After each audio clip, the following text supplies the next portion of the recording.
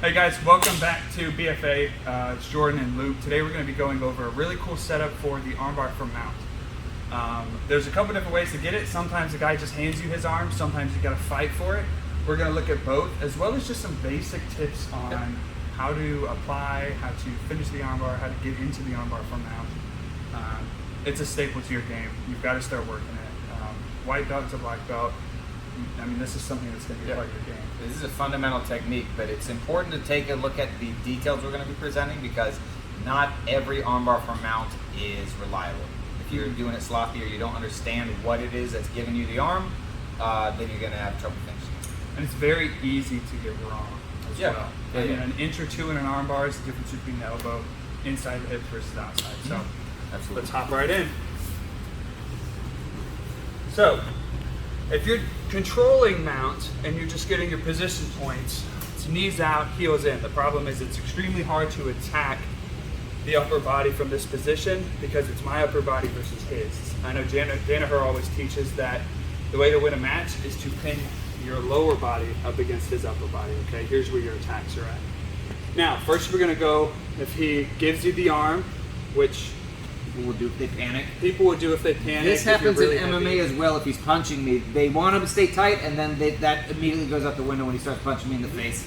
You start seeing guys do stupid things. So when you do an armbar, you're going to move into something called an S mount, okay? Personally, I'd like to grab opposite hand on the tricep and pull this arm in.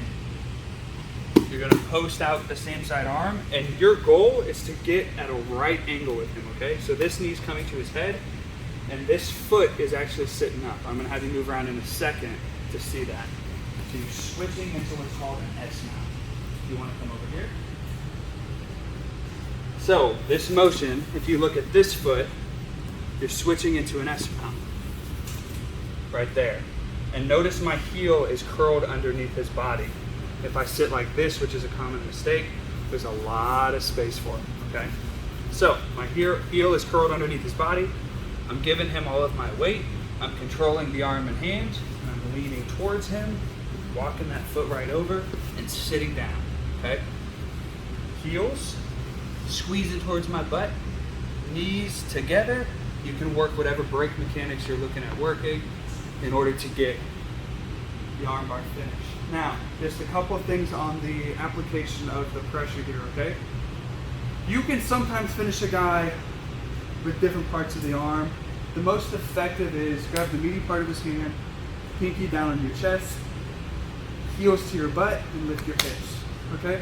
Now, the reason I say that is typically whichever way his pinky is pointing is where you apply the pressure. So if Luke were to panic and turn, a lot of guys are doing this and they can't finish the armbar, when if you just turn your hips with him, you can still apply it all the same.